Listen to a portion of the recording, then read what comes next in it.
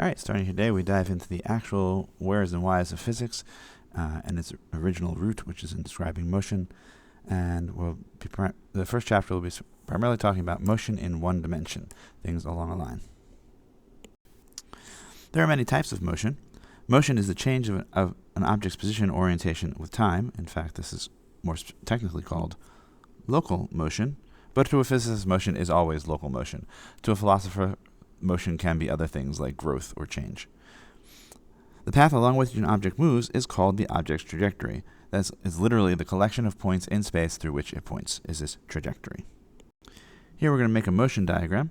These motion diagrams in one dimension show the objects moving at constant speed, which is the skateboarder, or an object which is speeding up, the runner, or an object which is slowing down, the car. You're going to find that I try and shy away from slowing down or speeding up because it implies up or down, and then we think of the actual directions up or down, and we need to be careful about that.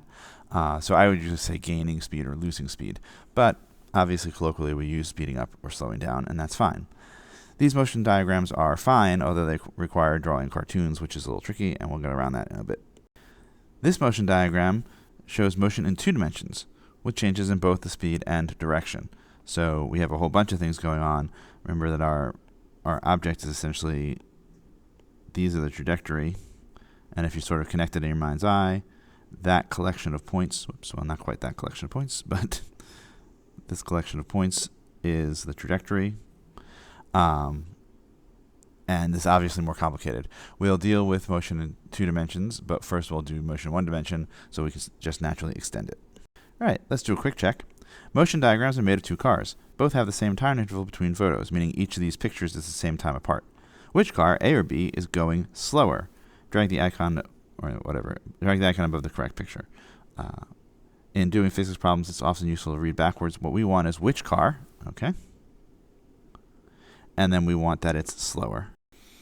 Take a couple seconds and decide which one you would answer.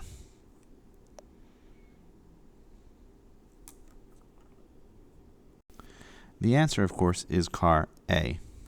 How come? Because in the same amount of time, it travels less distance, which is what we mean by slower. So it's very intuitive. And one of the things I understand here is that while we're going to formalize your language, you already understand a lot of this stuff just from basic, being alive.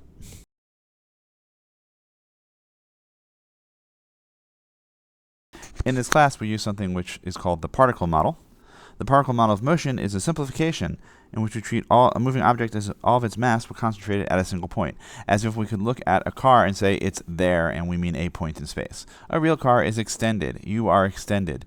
When I say, where are you, you're going to answer reference to some point on you, but let's say you use your chest as your origin, then your head is somewhere else, and your feet are somewhere else, not very much somewhere else, or really, maybe, depending on the problem. So we're going to talk about problems where we can treat objects as if they were at a single point and had one definite location. In that case, we don't have to draw the cartoons anymore. We can draw the dot to represent it. So the motion diagram that's represented here becomes a motion diagram here, and you can see a couple of things. The same amount of time is between each frame, each flash of the camera, and we order the time. So this is the 0th moment, the start of the problem. 1 moment later, 2 moments, 3 moments, or a number of flashes if you want. And we represent the car with just a dot at whatever we're considering its location. The particle model is a model, which means it definitely fails. It's not the truth, it's just a useful structure that we use. So if you're talking about things like a car driving off a cliff, it matters when the front of the car goes off the cliff, even if the center of the car has not yet done that. It will change the problem. But for a lot of problems, we can get by with treating it this way, and it's way simpler and mathematically easier, so we're going to start with this and then broaden it out as the class goes on to try and handle the more complicated cases. All right, two runners jog along a track. The positions are shown at 1-second intervals. Which runner is moving faster? And again, we should highlight the important word here. We want to know which is moving faster, which means covering more distance in the same amount of time. If we look here, the first one moves that distance in one interval, and the other one moves only that distance in one interval. So we can see that the winner here is A. It has moved more in that interval. Here, they're moving at constant rate, so I can pick any interval I want, or I can pick multiple intervals. As long as I pick the same time for both of them, we would see that A always covers more distance in the same amount of time. We could look at it a slightly different way. We could go back here and say, let's label the motions and see who's further at some given time. So this is 0, 1, 2, 3, 4, 5, 6, 7, 8. And this is let's go down here, 0, 1, 2, 3, 4, 5, 6, 7, 8. And notice that after 8 seconds, B has traveled considerably less than A. So A must be going faster.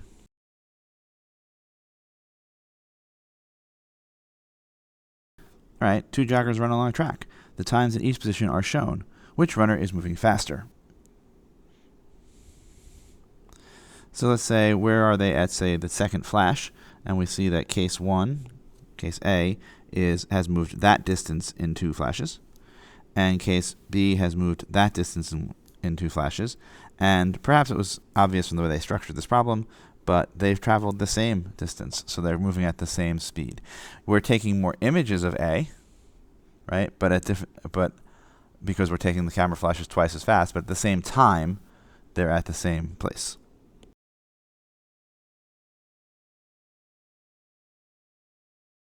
All right, now we need to start talking a little bit more numerically. The graphical stuff is very easy to grasp, which is why we like it, but it's very bad at predictions. It's very hard to get numerical and accurate data off of graphs, so we use them to understand what's going on, but we'll use actual numbers to try and get precision of what's going on. We want to specify the position of something, and we're going to need what's called a coordinate system or a reference frame. We need to know the following 3 things. We need these following 3 things to describe where something is. We need to know an origin, the place where we're measuring our positions from, the distance that we are from that origin, and the direction that we are. So if we look here in this small town reference frame, we'll put the post office, we'll say, is our origin. We'll measure all our distances from the post office like it's the center of town. And we say that the car is at a position of +4 because it's 4 miles away from the post office. But then this cow is at a position of -5 because it's 5 units away from the post office, but it's in the other direction. Traditionally, we would write or draw or somehow indicate the positive direction. And taken all together, that's called a coordinate system or a reference frame, and we need all 3 of those things. The origin of it, the line along which we're measuring distances, and the direction on that line that is considered positive. A lot of problems in physics end up being far easier when you're clear about your reference frame, or really, to put it more obnoxiously, maybe you can make a lot of problems a lot harder if you aren't clear about what your reference frame is. All right, the origin is arbitrary, meaning you can pick anywhere you want. Nature doesn't care. But very often there's obvious places in the problem that make it simple. For instance, here we might have we have this runner, and the natural place to put the origin would be the start of the race, where that runner starts her run. All right, and then if we're drawing the axes, we would want to put both the units and the label for it. We traditionally label positions as x, at least the first one, and we call it a coordinate, just like in math. In fact, we're stealing their term. All right, so we use the x coordinate to represent the position of something from some distance in space. This will be very different from math because that's what x is going to mean for us. It doesn't mean a generic unknown. It doesn't mean some other quantity. It means a position. It's a statement of a location in space. To really do a complete motion diagram, we also need to label each frame. We need to talk about the time. All right, we symbolize the time with the letter t, and again, t is going to represent for us time. We will try not to use it for other things like thickness or anything. It's measured in seconds, and it's the time that's read on a clock. All right, so you have a stop. Really, in our head, we have a stopwatch, except the stopwatch also runs backwards in time. All right, so we say we have a car, and it says it's moving along, and then it starts to brake. We can again pick our 0 point anywhere we want, just so we could pick our origin anywhere we wanted. It doesn't change the physics, but it might simplify the problem, and it might be determined by the problem you're doing. For instance, if you want to talk about the motion of a car over its entire path, you might start at some earlier moment and then go every second, even as it slows down. But if you're only interested in the braking of the car, then this stuff is irrelevant, and you might set this as your 0, 1, 2, 3, 4.